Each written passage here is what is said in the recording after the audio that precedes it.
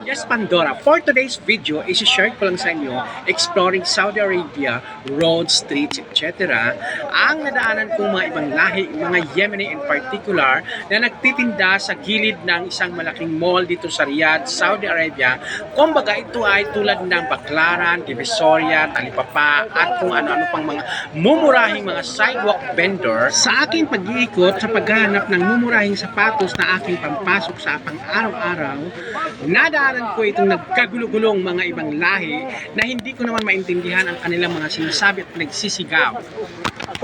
Itong mga nagkagulo-gulong mga Yemeni ay magkakasama lang din naman at magkakakilala dito.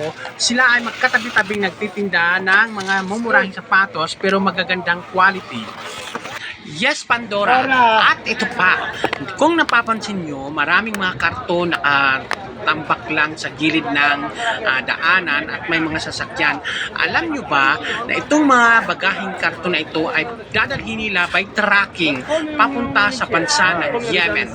Yes, Pandora. Meron sila kumbaga sa atin LBC Cargo. Okay, shout out sa LBC dyan. Baka naman. Itong mga truck na yan ay ginagawa nilang transport para sa mga kargamento papunta sa bansa ng Yemen.